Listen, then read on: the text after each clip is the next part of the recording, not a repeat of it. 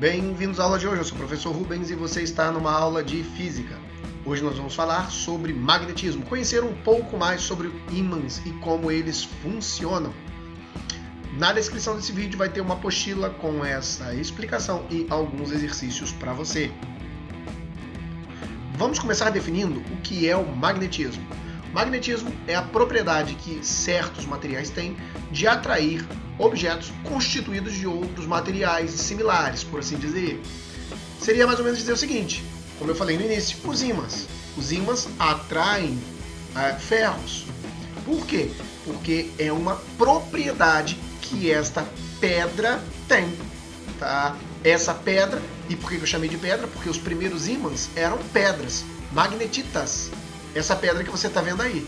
Elas, inclusive, eram utilizadas na antiguidade para enganar as pessoas, né? Aqueles que se diziam magos, eles usavam essa gosma que vocês estão vendo, por exemplo, ela é feita de um material com ferro, né? Então, quando você pega ali e aproxima um ímã, você observa que você consegue mover esse fluido, né? E eles diziam que assim estavam fazendo mágica, né? Usando o ímã como um recurso para enganar os outros.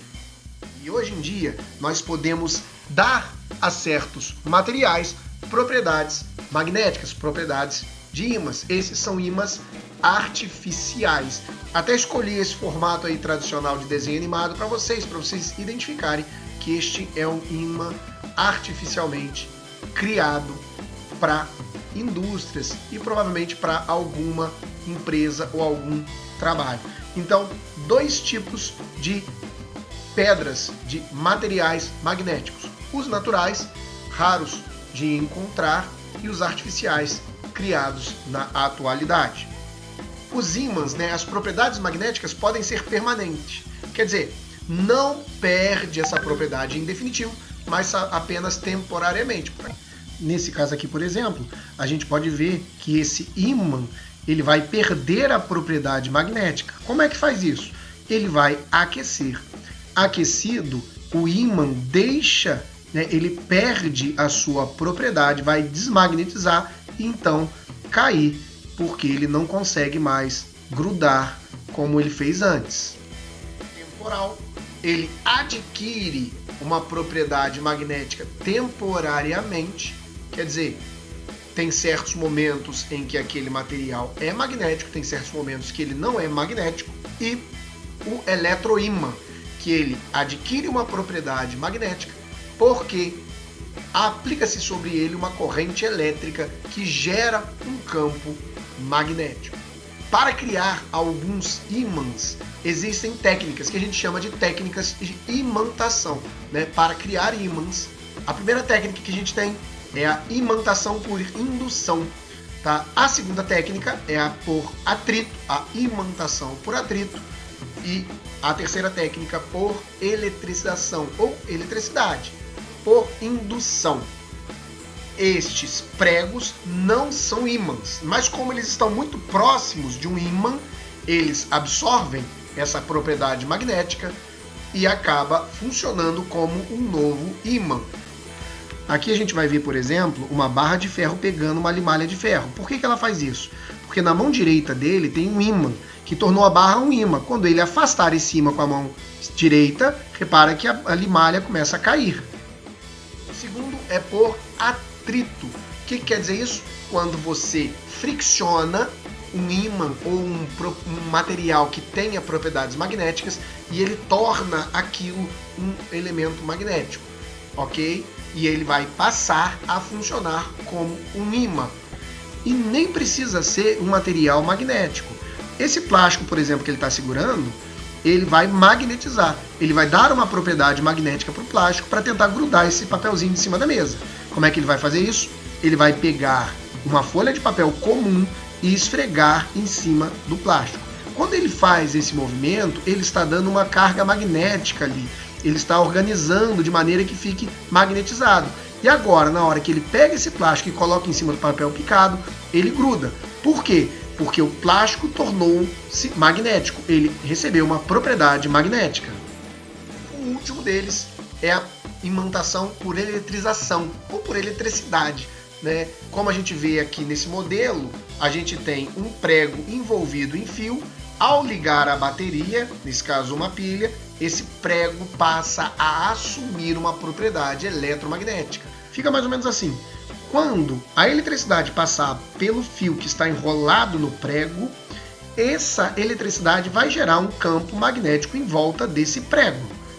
Então vejamos, na hora que liga o fio, passa a corrente elétrica e o prego gruda na moeda. Agora, quando ele solta o fio, repara, ele vai soltar, o prego não vai mais grudar na moeda. Por quê? Porque a eletricidade parou de correr, parou de passar, então ele deixa de ter a propriedade magnética. Ligou de novo, ele vai voltar a grudar. Ímãs têm algumas características, algumas propriedades. Vamos ver cada uma delas. Primeiro, o sentido do campo eletromagnético ou do campo magnético, tá? Eu botei para vocês aí esse desenho sul-norte, norte-sul, nas provas e nos livros, ele sempre vai ser dessa maneira, pintado de vermelho o norte, o sul pintado de azul. E como é que funciona esse campo magnético? Ele funciona dessa maneira aqui. Os elétrons seguem nesse sentido, ok? Saindo pelo norte, fazendo uma volta, ele é de fato circular, para retornar ao sul, fazendo uma volta para retornar ao sul. Consequentemente, nós sabemos que o campo eletromagnético, o campo magnético é circular.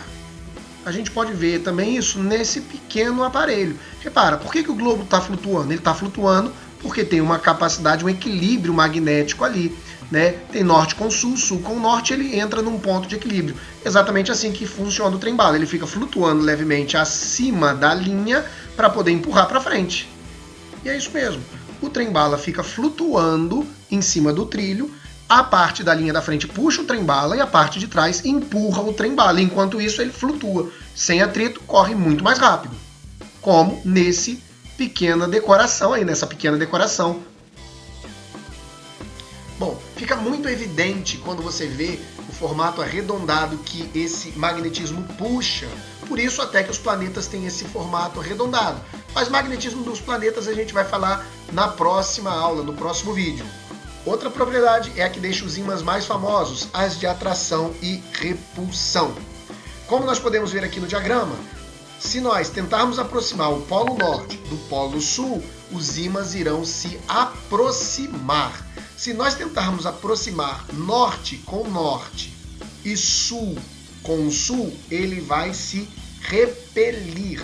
Consequentemente, nós temos a mesma propriedade que a gente estudou lá quando falava de eletricidade.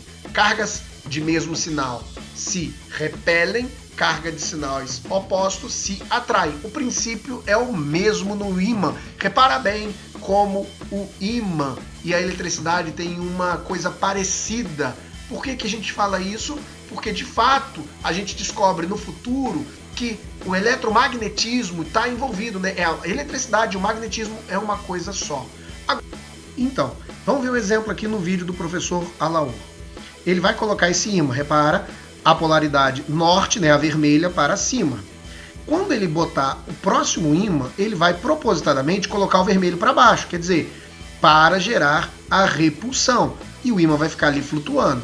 Agora a gente sabe que o azul está para cima, né, o sul está para cima, então ele vai tentar botar sul com sul e ele vai ficar novamente flutuando.